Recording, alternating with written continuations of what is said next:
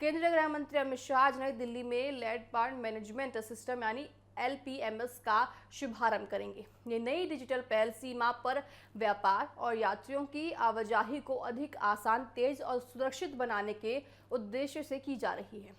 LPMS एक तकनीक आधारित प्रणाली है जो लैंड पोर्टल्स पर विभिन्न प्रक्रियाओं को डिजिटल रूप से संचालित करने में मदद करेगी। इससे दस्तावेजों, कार्यों और पारदर्शिता बढ़ेगी, समय की बचत होगी और व्यापार से जुड़े लोगों को बेहतर सुविधाएं मिलेगी।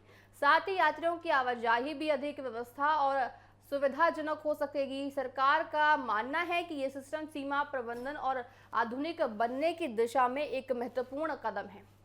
नई तकनीक के उपयोग से सुरक्षा व्यवस्था मजबूत होगी और विभिन्न एजेंसियों के बीच बेहतर ज़्यादा से ज़्यादा देखिए यहाँ स्थापना की जाएगी, सभी टेक्निकल स्थापना की जाएगी। LDMS का शुभारंभ यहाँ पे स्मार्ट बोर्ड मैनेजमेंट की दिशा में सरकार की प्रतिबद्धता को दर्शाता है। इससे सीमा क्षेत्रों में व्यापार, कनेक्टिविटी और प्रशासनिक दक्षता में बढ़ावा मिलने की उम्मीद है। देखिए भारत जिस तरह से आगे बढ़ रहा है, भारत में जिस तरह से कनेक्टिविटी बढ़ रही है, भारत में अगर हम बात करें AI की तकनीक बढ़ रही है, साथ ही साथ भारत में देखिए किस तरह से सैन्य ताकत को भी बनाने की, मजबूत करने की पूरा प्रयास यहाँ पे भारत सरकार कर रही है, ताकि कोई भी देखिए पारदर्शिता और सुरक्षा यहाँ पे हो रही है। साथ ही LPMS की पोर्ट सेवाओं में आगे की कार्रवाई की जाएगी, तेजी से काम किया जाएगा। अमित शाह देखिए आज लॉन्च भी करने वाले हैं। साथ ही आपको बताने की देखा जा सकता है कि सीमा में अगर कोई भी घुसपैठी करने की कोशिश करता है, कोई भी हमला करने की कोशिश करता है,